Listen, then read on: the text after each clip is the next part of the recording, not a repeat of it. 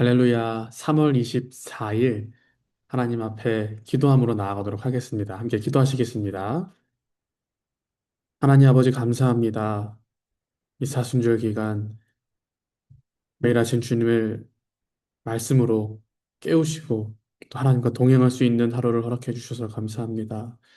하나님 말씀을 듣고 또 주님의 말씀을 묵상할 때 하나님께서 주시는 마음과 또 오늘 하루를 살아갈 수 있는 힘을 얻을 수 있도록 주여 함께하여 주시옵소서. 이 모든 말씀 살아계심의 역사하시는 예수 그리스도 이름으로 기도드립니다. 아멘. 오늘 말씀은 예레미야서 31장 31절에서 34절까지의 말씀입니다. 우리 공동체 성경 읽기로 함께 말씀을 듣도록 하겠습니다. 여호와의 말씀이니라. 보라, 날이 이르리니 내가 이스라엘 집과 유다 집에 새 언약을 맺으리라. 이 언약은 내가 그들의 조상들의 손을 잡고 애굽 땅에서 인도해 내던 날에 맺은 것과 같지 아니할 것은 내가 그들의 남편이 되었어도 그들이 내 언약을 깨뜨렸습니다. 그러나 그날 후에 내가 이스라엘 집과 맺을 언약은 이러하니 곧 내가 나의 법을 그들의 속에 두며 그들의 마음에 기록하여 나는 그들의 하나님이 되고 그들은 내 백성이 될 것이라. 그들이 다시는 각기 이웃과 형제를 가리켜 이르기를 너는 여호와를 알라 하지 아니하리니 이는 작은 자로부터 큰 자까지 다 나를 알기 때문이라. 내가 그들의 악행을 사하고 다시는 그 죄를 기억하지 아니하리라. 여호와의 말씀이니라. 오늘은 감동이라는 제목으로 말씀을 전하도록 하겠습니다. 여러분, 물이 바다 덮음같이라는 찬양을 아십니까? 이 물이 바다 덮음같이 여호와의 영광을 인정하는 것이 물이 바다 덮음같이 여호와의 영광을 인정하는 것이 저는 이 찬양을 처음 부를 때 그래 뭐 물이 바다를 덮고 있는 것 같이 하나님께서 당연하게 이 모든 것들을 통치하시는 거지라는 뜻으로 이해를 했었습니다. 하지만 자세히 알아보면 이 유목민 생활을 오래 한 유대인들에게 이 바다는 죽음의 대상, 또 공포의 대상으로 여겨졌습니다. 아무것도 무엇이 있는지도 모르고 배를 집어삼키고 커다란 괴물들이 살 것 같고 또 물안경도 없었던 시대인데 그 안을 자세히 들어봐 볼 수 없기 때문에 그 깊은 바다는 그들에게 두려운 존재였습니다. 그래서 성경 곳곳에서 하나님께서 바다를 치시는 그런 장면들이 자주 등장합니다. 모세가 홍해 바다를 갈랐고 예수님께서 바다 위를 걸으셨고 또 제자들이 예수님께서 물 위를 걸어오실 때 아니면 이 배에 함께 타 있을 때 예수님께서 누구이시길래 이 바람과 파도까지도 순종하느냐 예수님 꾸짖으실 때 어떻게 이런 일이 있느냐라고 말을 합니다. 그렇다면 이 물이 바다 덮음인데 이 물이 어떤 것을 의미할까? 이 물은 반대로 하늘에서 내리는 비, 새벽에 맺히는 이슬들, 모든 것을 살아있게 하고 우리를 숨쉬게 만드는 하나님의 은혜로 생각했다고 합니다. 작물들이 살아나고 마실 수 있는 물들이 쏟아지는 것이 하나님의 은혜다라고 이해를 한 거죠.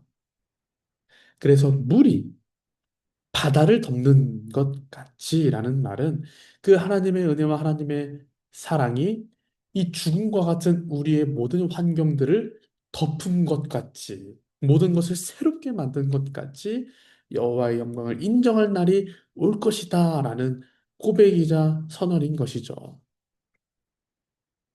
오늘 우리가 함께 살펴본 본문의 이스라엘 백성은 마치 그 바닷속에서 허우적거리며 표류하는 인생들과 같았습니다. 하나님을 떠나서 자기들의 마음대로 살다가 이스라엘 백성들은 바벨론의 포로가 되었고 또 도저히 눈 씻고 찾아봐도 그 옛날의 애굽을 무너뜨린 하나님의 영광, 바다를 가르신 하나님의 영광은 도저히 찾아볼 수 없는 지경이었습니다. 그때 하나님께서 예레미야 선지자를 통해 오늘 본문에서 새 언약을 선포하십니다. 새 언약. 예레미야서 31장 31절입니다. 여호와의 말씀이니라. 보라, 날이 이르리니 내가 이스라엘 집과 유다 집에 새 언약을 맺으리라. 아멘. 하나님께서 새 언약을 말씀하시는데 이게 32절을 보면 그것이 이전의 율법과는 다른 것이라고 설명을 합니다. 하나님께서 벌써 새 언약을 말씀하시다니 다른 어떻게 언약을 말씀하시는가? 그리고 이 모두 이스라엘 백성들이 버리고 떠난 그 율법을 새롭게 하는 것이 무엇인지 33절에서 소개합니다. 그것이 어떤 것이냐? 33절 말씀입니다. 그러나 그날 후에 내가 이스라엘 집과 맺을 언약은 이러하니 곧 내가 나의 법을 그들의 속에 두며 그들의 마음에 기록하여 나는 그들의 하나님이 되고 그들은 내 백성이 될 것이라 여호와의 말씀이니라. 자세히 잘 들여다보면 내가 나의 법을 그들의 속에 둔다고 말씀하십니다. 그들의 속. 이전에 모세가 시내산에서 이스라엘 백성들이 어떻게 율법을 받았었죠? 하나님께서는 친히 작성하신 십계명과 일러주신 그 율법을 통해서 이스라엘 백성들에게 이렇게 살아야 한다. 내 마음이 이런 것이다. 이 율법을 잘 따르면, 이 율법을 잘 따를 때 너네들이 살 수 있어. 생명을 유지할 수 있어. 그것만이 유일한 길이야라고 이야기하셨었습니다. 근데 오늘 본문에서 33절은 다르게 말씀하셔요. 이제는 내가 나의 법을 그 외부에 두는 것이 아니라 그들의 속에 두며 그들의 마음에 기록하여 나는 그들의 하나님이 되고 그들은 내 백성이 될 것이라고 말씀하십니다. 이전에는 그 율법을 이 리더 모세를 통해 여호수아를 통해 왕들을 통해서 이 율법을 잘 지켜내기를 원했지만 그들이 모두 그것을 떠난 이후에 하나님께서는 포기하지 않으시고 그들의 마음에 그들의 속에 직접 하나님의 말씀을 집어넣어 주시기로 약속하신 것입니다. 저는 이 말씀을 묵상하면서 우리 유스그룹 아이들의 생각이 많이 났습니다. 무엇이냐면 중고등부 교사를 해보신 분들은 이해가 빠르실 텐데요. 유스 사역 또 중고등부 사역은 참 쉽지 않습니다. 모든 부서의 사역이 다 어렵지만 정말 또 이 유스그룹은 유명할 정도로 쉽지 않은 사역인 것 같습니다. 왜냐하면 이들은 설득하고 뭐 이게 설명한다고 해서 따라오는 것이 아니라 자기 마음에 납득이 되어야 따르기 때문이죠. 또 아무리 논리적이라 할지라도 또 좋은 이 방법을 알려줘도 아니, 내 마음에 그게 납득이 안 되면 안 따라오는 거예요. 우리 학생들은 그렇지 않지만 종종 그렇게 뉴스그룹 아이들 중에서 여러분 우리 이번에 이렇게 바자회를 통해서 어려운 이웃들을 섬깁시다라고 이야기를 하면 왜요? 굳이 왜 그래야 돼요? 차라리 그냥 있는 돈 모아서 하는 게 더 빠르지 않아요? 그게 훨씬 도움될 것 같은데? 논리적으로 전혀 납득이 안 되는데요? 이렇게 정말 솔직하게 이야기하는 친구들이 있어요. 가끔 그렇게 그 질문에 대답을 하다 보면 그들의 그 깐족거림과 끝없는 그런 질문에 욱하시는 선생님들도 저는 자주 봤었습니다. 여러분, 그 유스 그룹은 중고등부는 적절한 규칙과 안내 사항으로서는 그들을 컨트롤할 수 없습니다. 그들을 움직일 수 있는 것은 그들의 마음을 변화시키는 거예요. 그들의 마음을 변화시키는 것. 같이 밥을 먹고 예수님이 하셨던 것 같이 같이 밥을 먹고 학교에서 어떤 일이 있었는지 또 누구랑 싸웠다고 하면 이 전도사로서 볼 땐 그건 너의 잘못도 이 정도는 있는 것 같아가 아니라 야 당장 데리고 와 씨 어떤 놈이 그냥 응? 확 그냥 그들의 마음을 알아주는 것이 정말 중요한 사역입니다. 그럴 때 우리는 감동을 합니다. 감동. 나의 진심이 그들의 마음에 닿을 때, 터치할 때 사람은 감동을 느낍니다. 이 감동이라는 말이 한자로 이 느낄 감, 감정의 감과 움직일 동자입니다. 내 마음과 내 느낌과 내 감동이 움직이는 거예요. 움직이는 거. 내 마음이 움직이게 되는 거예요. 왼쪽에 있던 내 마음이 오른쪽으로 움직이게 되는 거예요. 사랑이 없던 마음에서 사랑이 있는 곳으로 움직여지는 거예요. 정말 닿을 수 없고 보이지 않는 그 마음을 흔들 수 있는 것이 바로 진심이구나. 내 진정성이구나라는 것을 저는 뉴스 사역을 하면서 많이 깨닫습니다.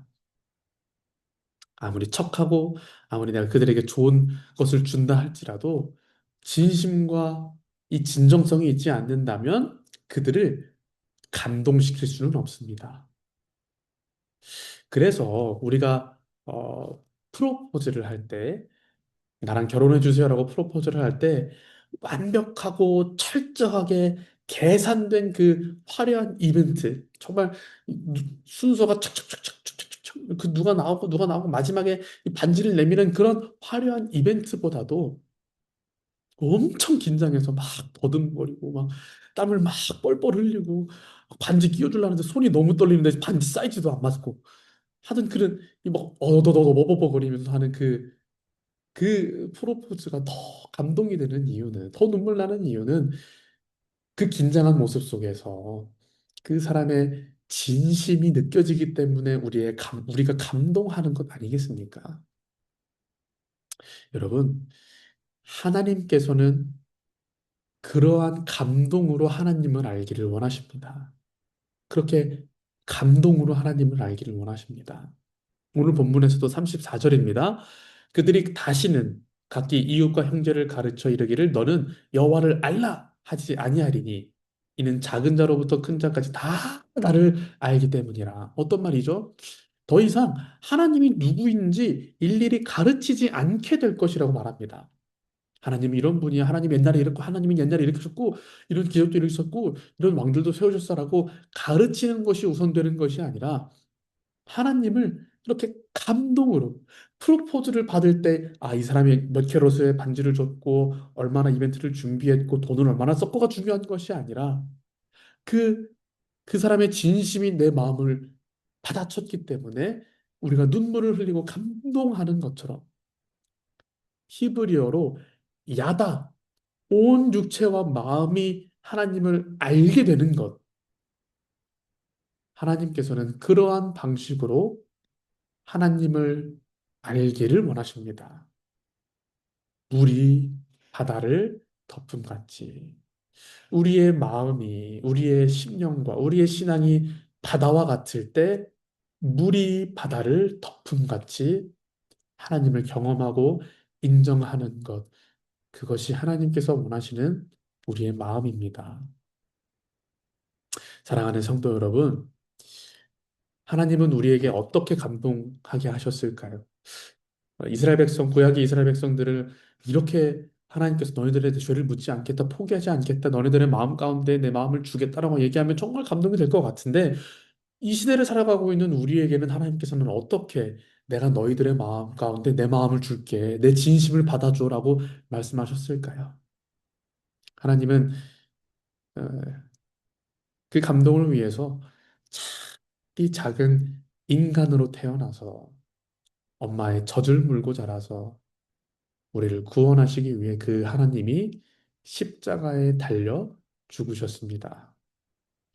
우리를 사랑하시기에 우리의 마음을 감동시켜 우리를 따라오게 하시기 위해, 하나님을 바라보게 만드시기 위해 하나님이 선택하신 것은 가장 낮은 자로 태어나서 가장 처절하게 죽는 그 십자가를 선택하셨습니다. 여러분, 십자가는 우리를 감동케 합니다. 감동케 합니다. 변할 수 없을 것 같고 변화받지 못할 것 같은 그 영혼마저도 아유 저 사람은 변화받지 말고 차라리 그냥 지옥에 나갔으면 좋겠어라고 말하는 그 악한 사람의 마음까지도 변화시킬 수 있는 것.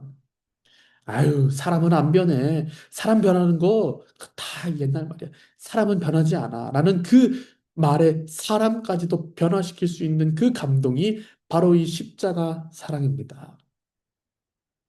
여러분, 오늘 이 아침에 나를 감동시키는 왼쪽에서 오른쪽으로 움직이시고 위에서 아래로 내려가게 하시며 또 죽은 것 같은 그 삶 속에서도 살아있음을 느끼게 하는 그 하나님의 감동 십자가 은혜가 우리의 마음 가운데 있기를 소원합니다. 혹 마음이 굳어져서 신앙생활한 지 너무 오래되고 이제는 지겹게 듣는 그 십자가가 이제는 더 이상 내 마음에 감동이 되지 않는다면 우리가 오늘 이렇게 기도했으면 좋겠습니다. 주님, 엠마오로 가던 그 길에 만나 주신 두 제자처럼 나를 다시 만나 주옵소서. 사람을 통해서, 말씀을 통해서, 또 우리의 이웃들을 통해서 나에게 찾아와서 말씀해 주실 때, 주여, 나의 눈과 나의 마음이 밝혀져 예수님을 만날 수 있는, 다시 주님과 함께 동행하며 예루살렘으로 돌아가는, 발걸음을 돌리는 그 역사가, 나를 그 사명의 자리로 돌아가게 만드는 그 은혜가 나에게 있게 하옵소서라고 기도하실 수 있는 우리 사랑하는 모든 LA 베이직 성도님들 되시기를 소원합니다. 아멘. 기도하시겠습니다. 하나님, 하나님께서는 우리를 너무 사랑하셔서 그 마음을 전하시고자 그 높이 높은 하나님의 자리에서 소가 여우를 먹고 냄새나는 그 구유 위에 누이는 선택을 하신 그 하나님의 마음을 주여 다시 한번 감동합니다. 얼마나 우리의 마음이 완악하고 또 얼마나 큰 사랑이 필요하면 그런 방법을 선택하셔서 우리의 마음을 감동시키고 움직여서 하나님을 바라보게 만드시고자 하는지 주여 우리는 그 은혜를 다 알 수 없습니다. 주님, 우리가 뭐라고 하나님께서 그런 사랑을 베푸셨는지는 잘 모르겠습니다만 주여 오늘 우리의 마음 가운데에 그 십자가 사랑을 다시 한번 불어넣어 주옵소서. 예수님의 못 박힌 그 못자국과 흘리는 그 보혈을 다시 한번 붙들고 하나님의 사랑 아래로, 하나님의 은혜 아래로 이미 사망의 권세가 가득 찼고 완악해진 마음 가운데 정말 측량할 수도 없이 깊은 그 죽음의 바다와 같은 우리의 마음 가운데에 물이 바다 덮음 같이 하나님을 내가 전심으로 아는 역사가 있게 하여 주시옵소서. 모든 말씀 살아계시며 역사하시는 예수 그리스도 이름으로 기도드립니다. 아멘.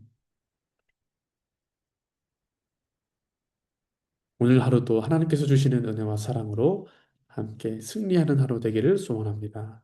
감사합니다.